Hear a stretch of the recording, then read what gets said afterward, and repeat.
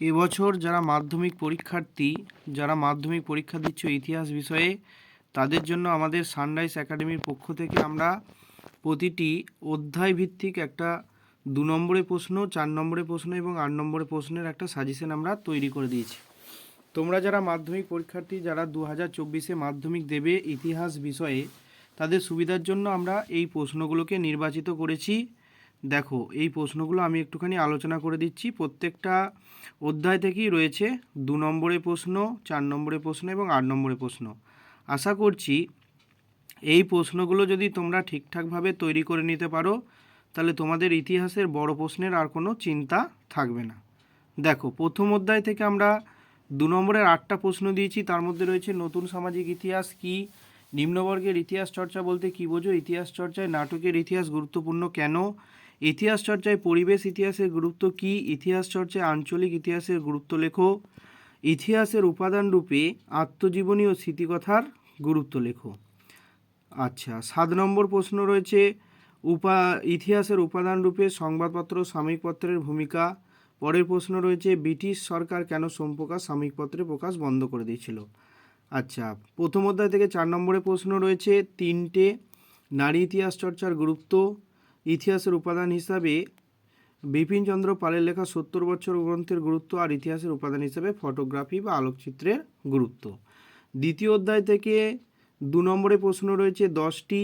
তার মধ্যে রয়েছে বামবোধনী সভার উদ্দেশ্য, সংস্কারে নব্যবঙ্গদের ভূমিকা, কে কী উদ্দেশ্যে ফোর্ট উইলিয়াম কলেজ প্রতিষ্ঠা করেছিল, উডের ডেসপ্যাচ কী, কে কী উদ্দেশ্যে স্ত্রী শিক্ষা বিধায়নী সম্মেলনী প্রতিষ্ঠা করেছিল, কবে কার উদ্যোগে প্রথম বিধবা বিবাহ আইন সম্পন্ন হয়, ভারতবর্ষীয় ব্রাহ্ম সমাজ কেন বিভক্ত হলো, ব্রাহ্ম সমাজের 2টি সমাজ সংস্কারমূলক কাজ লেখো, নব্য বেদান্তবাদ কি, কে কেন বেদান্ত কলেজ প্রতিষ্ঠা করেন। আচ্ছা, 3 আইন কি অথবা শিক্ষাক্ষেত্রে 1813 খ্রিস্টাব্দে সনদের গুরুত্ব। দ্বিতীয় অধ্যায় থেকে 4 নম্বরের প্রশ্ন রয়েছে 6টি। নারী শিক্ষা, নারী সমাজের উন্নতিতে বামবোধনী পত্রিকার ভূমিকা, হুতুম প্যাঁচার নকশা গ্রন্থ থেকে 1900 থেকে বাংলার কীরূপ সমাজচিত্র পাওয়া যায়, দীনবন্ধু মিত্রের নীলদর্পণ নাটক থেকে সমকালীন বাংলার কীরূপ সমাজচিত্র পাওয়া যায়, এদেশে চিকিৎসাবিদ্যার প্রসারে কলকাতা মেডিকেল কলেজের অবদান, সমাজ সংস্কারে নব্যবঙ্গ গোষ্ঠীর অবদান, শ্রীরামকৃষ্ণের সর্বধর্ম সমন্বয়ের আদর্শ ব্যাখ্যা করো। এই 6টি প্রশ্ন 4 নম্বরের প্রশ্ন দ্বিতীয় অধ্যায় থেকে করলেই হবে।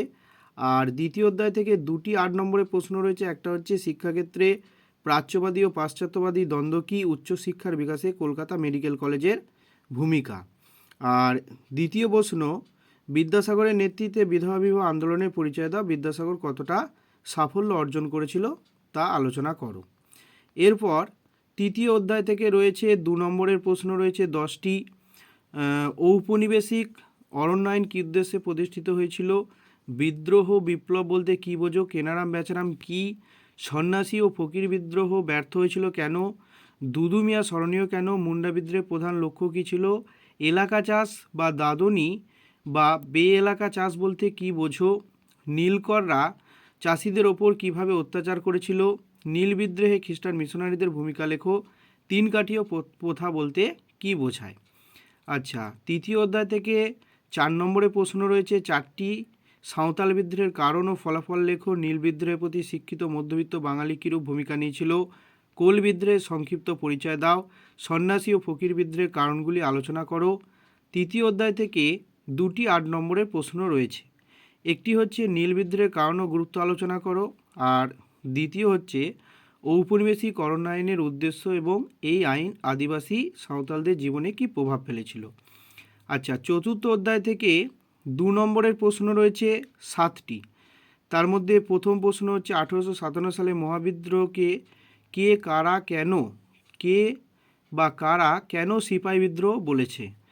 পরের প্রশ্ন 19 শতকে দ্বিতীয়ার্ধকে কেন সভা সমিতির যুগ বলা হয়, হিন্দু মেলা প্রতিষ্ঠার উদ্দেশ্য কী ছিল, ইলবার্ট বিল কি আনন্দমঠ উপন্যাসে কীভাবে জাতীয়তাবাদী ভাবধারাকে উজ্জীবিত করেছিল, বঙ্কিমচন্দ্রের ভারতমাতা ও অবনীন্দ্রনাথ ঠাকুরের ভারতমাতার মধ্যে পার্থক্য লেখো, আনন্দমঠ উপন্যাসের সন্তান দলের লক্ষ্য কী ছিল। এই 7টি প্রশ্ন 2 নম্বরের প্রশ্ন করলেই হবে। আর 4 নম্বরের প্রশ্ন রয়েছে চতুর্থ অধ্যায় থেকে 1857 সালে মহাবিদ্রোহের প্রতি শিক্ষিত মধ্যবিত্ত বাঙালির কীরূপ ভূমিকা ছিল, ভারত সভার জনপ্রিয়তা বৃদ্ধিতে সুরেন্দ্রনাথের ভূমিকা লেখো। ভারতীয় জাতীয়তাবাদের বিকাশে অবনীন্দ্রনাথ ঠাকুরের অবদান। ভারতীয় জাতীয়তাবাদের বিকাশে অবনীন্দ্রনাথ ঠাকুরের ভারতমাতা চিত্রের অবদান বা ভূমিকা লেখো। গগনেন্দ্রনাথ ঠাকুরের লেখা বিভিন্ন ব্যঙ্গচিত্রে কীভাবে ঔপনিবেশিক সমাজের সমালোচনা ফুটে উঠেছে। আচ্ছা, টিকা লেখো মহারানীর ঘোষণাপত্র। আর চতুর্থ অধ্যায় থেকে 8 নম্বরের প্রশ্ন দুটি দিয়েছি, সেটি হলো, তার মধ্যে একটি হলো 1857 সালে মহাবিদ্রোহের চরিত্র ও প্রকৃতি বিশ্লেষণ করো। আর দ্বিতীয় প্রশ্ন, ভারতীয় জাতীয়তাবাদের বিকাশে বঙ্কিমচন্দ্রের আনন্দমঠ ও স্বামী বিবেকানন্দের বর্তমান ভারত গ্রন্থের অবদান লেখো। অথবা এই প্রশ্নের সঙ্গে অথবা দিয়ে একই প্রশ্ন পড়তে পারে, লেখায় ও রেখায় জাতীয়তাবাদের বিকাশ আলোচনা করো। আশা করছি এই 4টি অধ্যায় থেকে এই প্রশ্নগুলো যদি তোমরা ভালো করে তৈরি করে নাও, তাহলে তোমাদের ইতিহাস বিষয়ে বড় প্রশ্ন অর্থাৎ 2 নম্বরের প্রশ্ন, 4 নম্বরের প্রশ্ন এবং 8 নম্বরের প্রশ্নের কোনো অসুবিধা হবে না। আর বাকি যে 4টি অধ্যায় তোমাদের বাকি থাকছে, সেই অধ্যায়ের প্রশ্নগুলো আমরা পরের ভিডিওতে দিয়ে দেবো। ঠিক আছে।